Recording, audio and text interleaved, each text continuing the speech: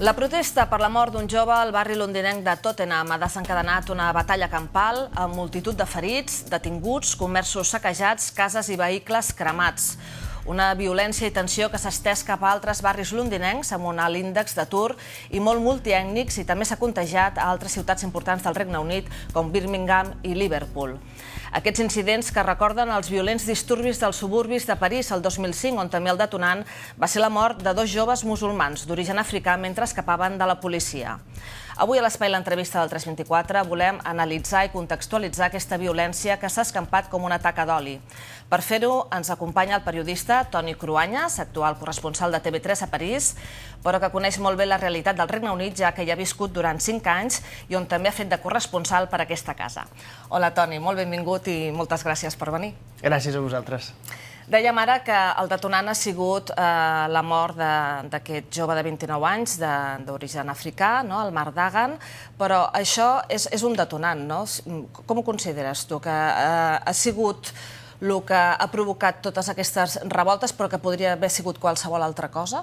Sí, realment hi ha una suma d'elements que segurament podien fer preveure que en un moment determinat hi hagués un escenari com aquest. L'espurna que ha creat aquest incendi, efectivament, és la mort d'un noi el dijous passat, en unes circumstàncies que encara no la sabem exactament. Scotland Yard està investigant què és el que va passar exactament, però el que sabem és que hi va haver un intercanvi de trets entre aquesta persona que té uns antecedents ja i la policia.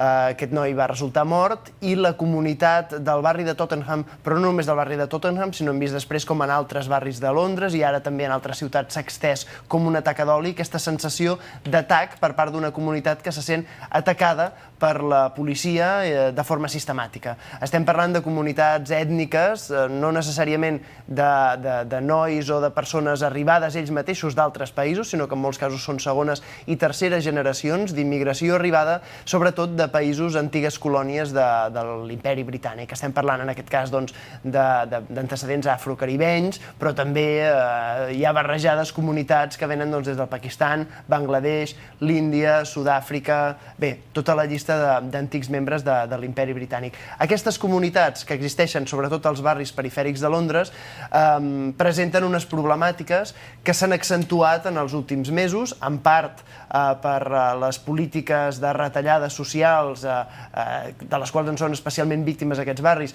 del govern conservador, que ara fa un any encara no que està en el govern, i a més unes diferències socials que creen o que dificulten que hi hagi la sensació de cohesió social en el barri i per tant que hi hagi aquesta mena de menyspreu per al bé comú, i així estem veient els pillatges a les botigues, com es cremen cotxes, com es cremen edificis emblemàtics d'aquests barris que són de les seves pròpies comunitats. De fet, les imatges que ens arriben sembla que siguin en situació de guerra, perquè saquegen botigues, però és que també cases particulars.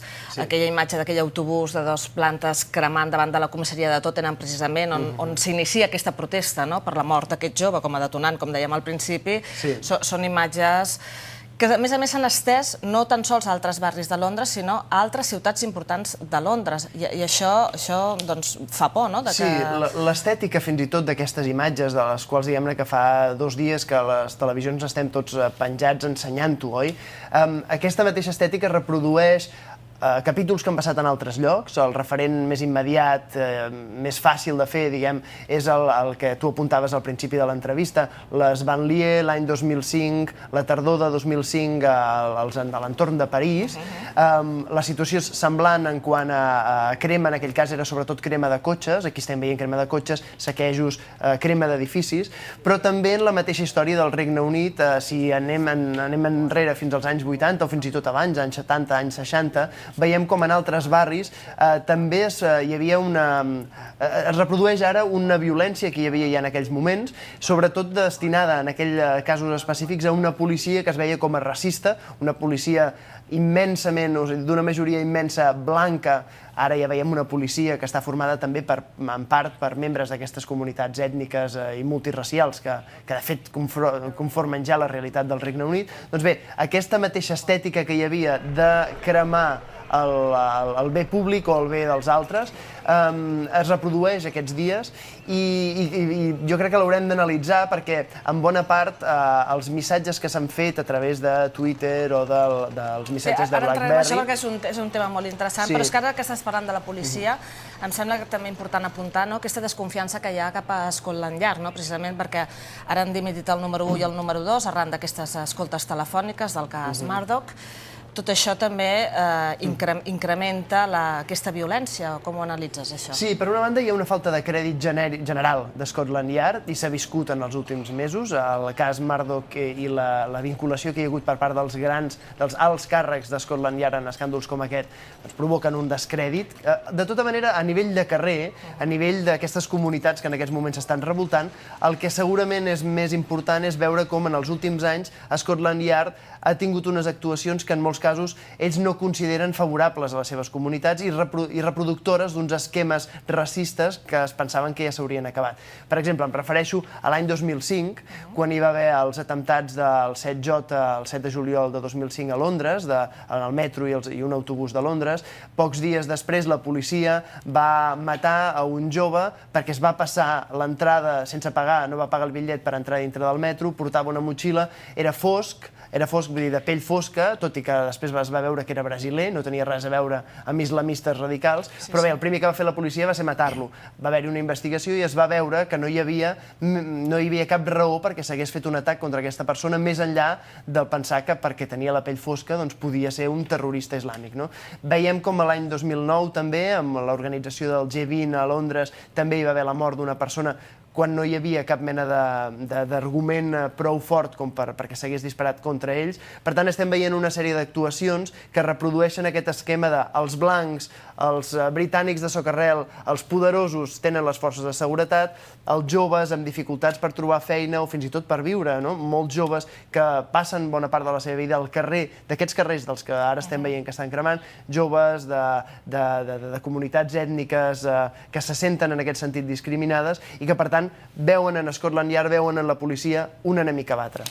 De totes maneres, la policia, l'Scotland Yard té fama mundial de ser una policia molt dura, i sembla mentida que no pugui reprimir tots aquests moviments. Estan desbordats. Tu hi has viscut a Londres durant 5 anys. Sí. Quina imatge tenies de la policia? No, efectivament és així, és una policia dura i a més en aquests barris vaig estar-hi 5 anys a Londres i el primer any i mig vaig viure a Walthamstow, que és un dels barris on ara hi ha precisament tots aquests disturbis. És un barri que precisament perquè jo hi vaig arribar amb pocs recursos, que acabava la carrera feia poc, quan hi vaig anar, era un barri que cada vegada més hi havia uns elements multiètnics claríssims. La gent que tradicionalment havia viscut en aquell barri en marxava i, en canvi, cada vegada arribaven més polonesos, sud-africans, afrocaribenys, que venien a viure allà.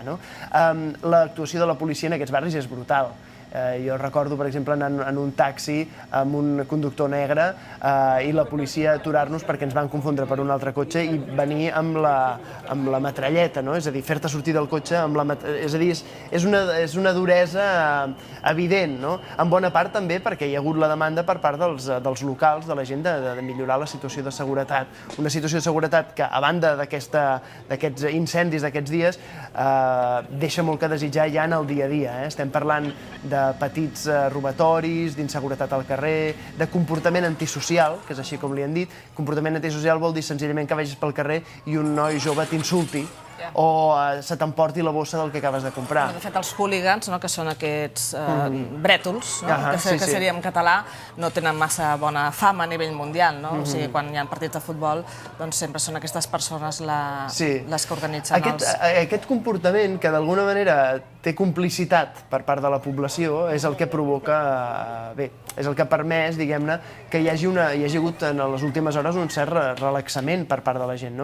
I veiem com aquesta estètica a la que ens referíem al principi és popular per una part dels joves que se senten agredits per part de la policia i per part dels poderosos en general o dels estaments públics que ara veuen com s'estan retallant les ajudes als joves, per exemple, en un 75% en l'últim any, com veuen que s'incrementa l'atur i el seu futur no li troben cap solució, es troben enmig del carrer i l'únic que tenen és ells mateixos una ràbia que la van covant i que en una guspira com la de la mort d'aquest noi el dijous passat, doncs pren i es converteix en aquest incendi. I a més, que abans ho apuntaves, el paper de les xarxes socials, que en aquest cas és diferent al que estem acostumats fins ara, perquè el missatge no es transmet ni per Twitter ni per Facebook, o potser sí, una miqueta, però com sobretot es transmet és amb un missatge encriptat, amb números i lletres, que és aquest sistema que té la BlackBerry, la BBM, i és un missatge que només va als emissors que ells volen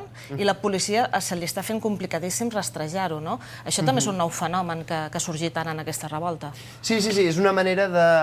A veure, així com als anys 80 o fins i tot a finals dels 70, el crit de sortir al carrer ideològic, per exemple, en aquell moment eren sobretot els sindicats els que van crear, al finals dels anys 70, el moviment contra Margaret Thatcher al 79, però després a partir del 80 també per al tancament de fàbriques, el tancament de mines. Bé, la manera d'organitzar-se era tradicional, és a dir, pancartes al carrer, megàfons... Bé, ara estem veient com aquest mateix missatge es reprodueix però d'una altra manera. Primer que els líders que abans feien aquestes crides han desaparegut, estem parlant d'un moviment sense líders, sense missatges que vagin més enllà d'autocopiar-se, de plagiar-se els uns als altres amb 3 o 4 consignes, però a la vegada la immediatesa que permet aquestes xarxes socials i sobretot en el cas aquest del BBM, d'aquests missatges de BlackBerry que permeten ocultar l'emissor del missatge, fan molt difícil a la policia rastrejar-ho. Però després també hi ha la següent pregunta i és dir, a veure, algunes de les frases que s'han reproduït aquests dies, si ho miràvem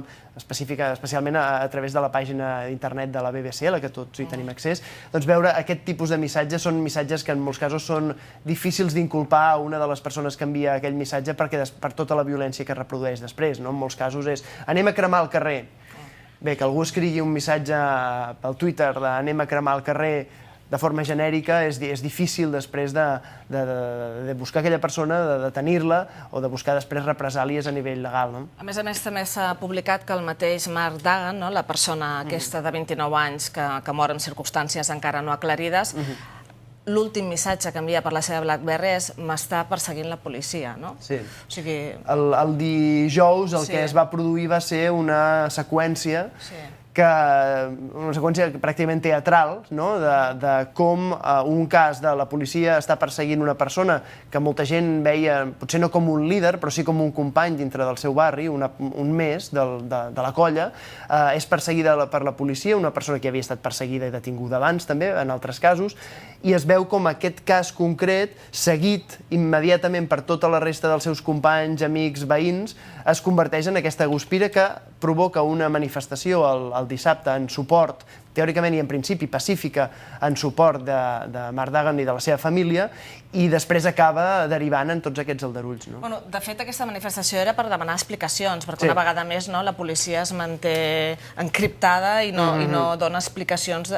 Encara ara no ho sabem, de fet, com van anar les coses. Sí, hi ha una part que és òbvia, que és que necessita el seu temps. Hi ha en aquests moments una comissió independent de la policia britànica que ho està estudiant i això, veient els casos precedents, la tradició de Scotland Yard, jo crec que podem dir que un dia o altre sabrem què és el que va passar. A diferència d'altres països, diguem, això els britànics sí que ho tenen comissions independents que són capaços d'escatir què és el que va passar. Pren el seu temps, en el cas de Menezes, el cas del 2005, va trigar mesos i va provocar al final la dimissió del cap de Scotland Yard. Ara veurem, la situació actual ha provocat, per exemple, que el govern hagi tornat de vacances, no? El primer ministre torna de vacances... Precisament. Avui s'espera que el primer ministre torni finalment, després d'aquests 3 dies, i que vol reunir el COBRA, que és aquest organisme que actua en cas d'emergència. L'alcalde tampoc hi era. La primera ministra va aparèixer ahir. Això, que 3 dies hagi estat el govern desaparegut, també suposo que ha ajudat a fer més gros tot aquest problema. Sí, el problema és, jo crec, a nivell ja més polític, és a dir, si ens basem ja en la situació del debat polític, bé, això estava a punt de passar. El Winter of Discontent, que el 1979 va acabar amb el govern laborista de James Callaghan i va portar amb safata la victòria electoral de Margaret Thatcher, va ser per la crisi que hi havia i la dificultat per part del govern de tenir una veu clara de resposta a aquesta crisi. Bé, el Winter of Discontent, que de fet vol dir l'hivern de descontentament, l'estem esperant des de la tardor passada, que és quan es van començar començar a anunciar les primeres retallades. I té alguna a veure, precisament tu ara que has escrit aquest llibre, que suposo que deus tenir molt recent perquè acaba de sortir publicant, que és el de Tony Blair a Zapatero, una autòpsia de l'esquerra europea. I té alguna a veure que ara precisament siguin els conservadors els que estiguin governant després d'aquests 13 anys de laborisme? Òbviament fa més difícil la situació perquè les retallades han estat molt més brutals que el que havia anunciat que es faria un eventual govern laborista. Però també és veritat que les arrels del problema són les diferències socials en aquests barris. I durant els 13 anys de govern laborista de Tony Blair i Gordon Brown, les diferències socials en aquests barris han augmentat. No han disminuït, no hi ha hagut la política d'igualtat d'oportunitats, d'intentar crear cohesió social en aquests barris, no ha sigut reeixida. En molts casos eren discursos buits i s'ha aprovat després, no?